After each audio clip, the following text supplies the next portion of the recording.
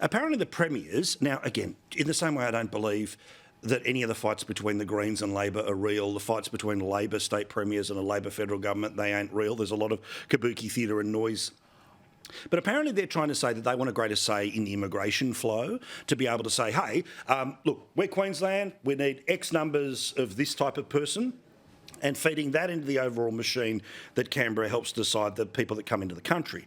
Now, of course, as we have long discussed, 90% of anyone who's a new arrival to Australia ends up in Sydney or Melbourne. Reality is there'll be issues in Western Australia, regional Queensland, and those people aren't normally front in the queue.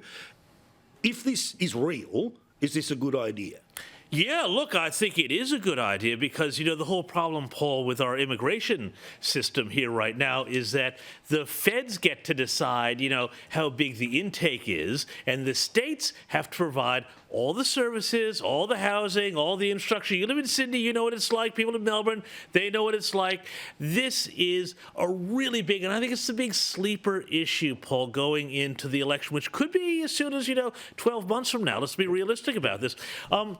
The fact is that the immigration system is a mess. We know that this is causing a lot of dislocation. We know that household income has shrunk. We know that the GDP is getting a sugar hit, but actual household incomes are going backwards. Housing prices, I don't care what some of these economists out there on Twitter say, it is being driven up by this mass migration. If we had more skilled migrants and fewer, students who are really glorified Uber drivers coming in here, that would be a big benefit to the economy. But the states need to be able to have a bit of a say because they're the ones who have to cop it. Well, but also, I'd like to see the government turn around and look into, if not outright say, we're going to pause family reunion for 12 months, right? So, absolutely. So the only people coming in are the ones that are absolutely necessary, allegedly, for the economy. But of course, as we know, the whole reason this is done is a pump and dump scheme from Treasury to keep their numbers ticking over. So right now, the Australian budget is in a surplus, but households in Australia are in a recession. The great divide between, exactly right. Canberra class and reality. Yeah.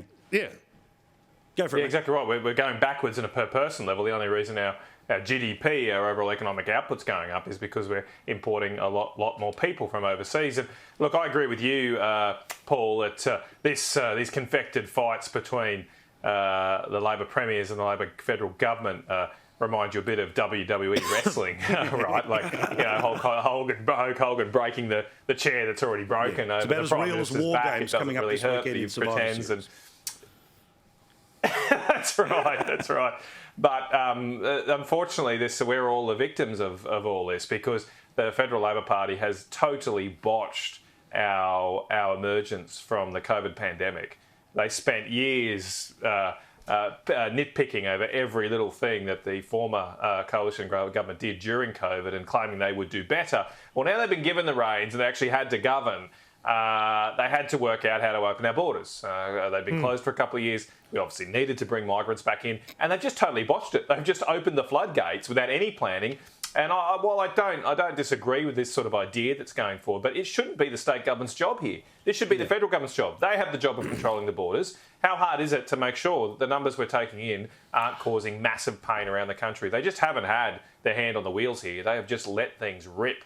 And we're all paying the price for it. Yeah, but Matt, I think they know that they're letting it rip, but they're letting it rip because they need the GDP numbers to stay strong. The only thing that is keeping Australia afloat right now is this migration. And, I know we have in Australia this almost religion of the economy and GDP, but there's also a big social cohesion point on this. If you look at the latest Scanlon report on social cohesion, it's way down. I think part of that's COVID, but, I think also when you have so many people who are trying to bring in and turn into Australians, there's a limit to the number that we can as a society do. But literally, as we spoke about last night, right, with the Turbans for Australia people, there are lines for food in Australia. Correct. Right? So more in, right? The lines for the rental properties. The fact that right now in Ipswich, if there's a rental property, 120 people will look at it.